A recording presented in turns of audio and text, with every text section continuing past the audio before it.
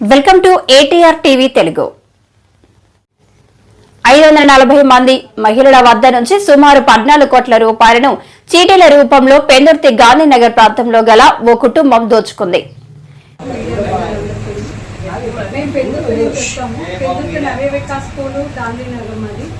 ఒకే ఏరియాలో ఉంటాం మేము. చెల్లా ప్రసాదరావు అని అలియాస్ ద్వారా అంటారు. అతను వాళ్ళ అమ్మాయి, వాళ్ళ భార్య పిల్ల విజయలక్ష్మి, వాళ్ళ కుమారు పిల్ల శ్రీనివాసరావు, ఆయన అల్లుడు కూతురు కంచి మాధవి, అల్లుడు కంచి వేణుకుమారు.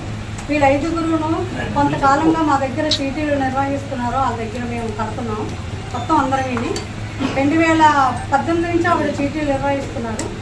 ఆ తర్వాత మేము 2021 నుంచి తను 2018 చాలామంది మేము ఆవిడ దగ్గర పప్పుల చీటీలని, వరలక్ష్మి చీటీలని, సంక్రాంతి చీటీలని, డ్రా చీటీలు, అధికంగా లాభాలు వస్తాయని పాటా చీటీలు కూడా నిర్వహించింది. కొంతకాలంగా మొత్తం 540 మంది చేత ఆవిడ అన్ని విధాల చీటీలు నిర్వహించి మాకేమైనా డిసెంబర్ నుంచి మొత్తం ఆపేసింది. నేను సైట్లు అమ్మేసి ఇస్తాను, మీకు కొద్ది రోజులు నాకు 2 నెలలు టైం ఇవ్వండి అంటే మేము ఎవరికైనా ఒక అవకాశం ఇవ్వాలి కదని 2 నెలలు టైం ఇచ్చాము. 2 నెలల టైంని 8 నెలలు చేసింది.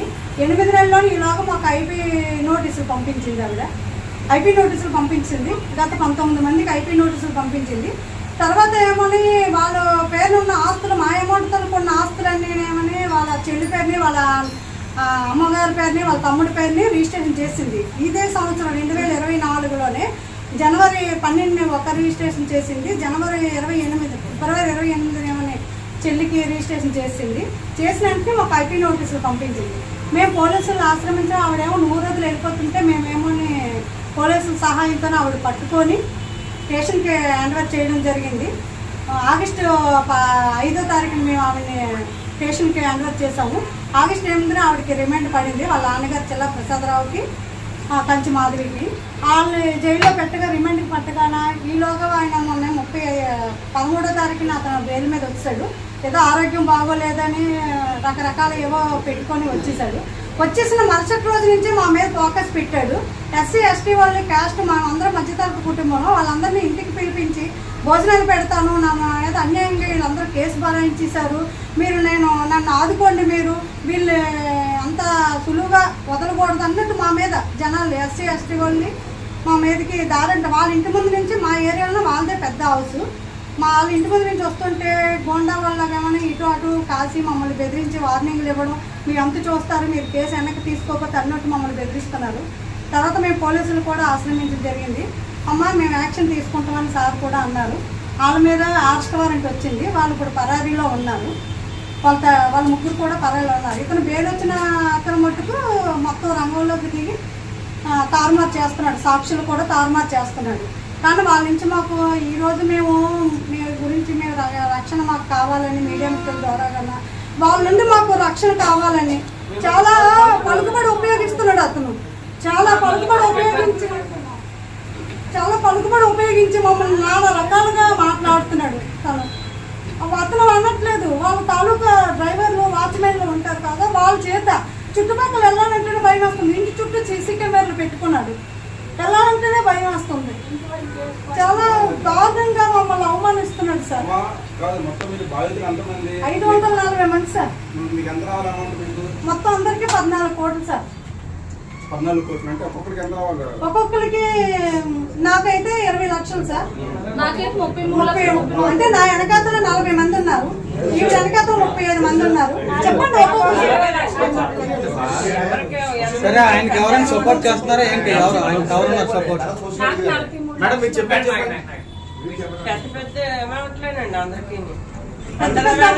మాకు అందరికీ ఏంటంటే మధ్యతరగతి కుటుంబాలు కదా సార్, అధికంగా లాభాలు ఆశ చూపించి చీటీలు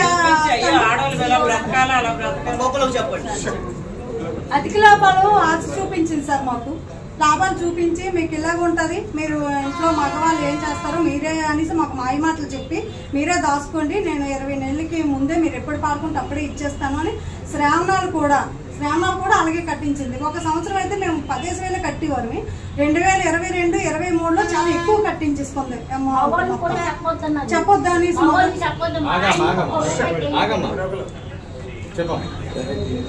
మొత్తం సంక్రాంతి సార్, సంక్రాంతి కూడా అది డిసెంబర్ నెల వరకు మమ్మల్ని కట్టించేసుకుంది సార్. మొత్తం ఒక్కొక్కరు 33 లక్షలు అంటే అమౌంట్ అంతా వసూలు చేసి కట్టేవారు.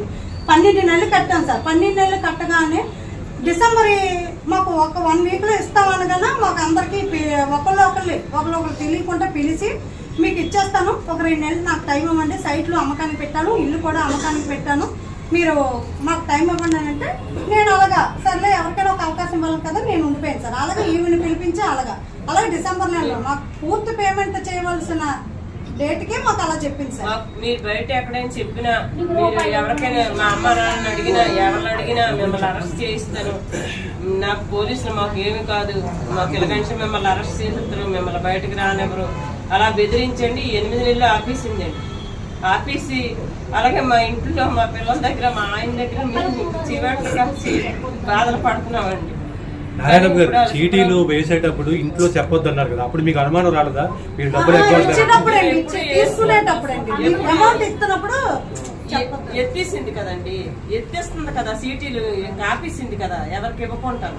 అప్పుడు చెప్పిందండి, ఎవరికి చెప్పినా మీకు, మీరు బయట ఎవరికి చెప్పుకున్నా, ఎవరికి చెప్పినా మీరు రూపాయి ఇవ్వను, అది కాక మిమ్మల్ని అరెస్ట్ చేయిస్తాను, ఇంకా అలా చెప్పి బెదిరించుకొచ్చింది. ముందు మట్టుకి మీ చుట్టాలు ఎవరైనా తీసిరండి, ఏంటండి అందరికీ తీసిరండి, మీ ఆడవాళ్ళు ఎలా బ్రతకాలి అలా బ్రతకాలి ఎన్నో చెప్పిందండి.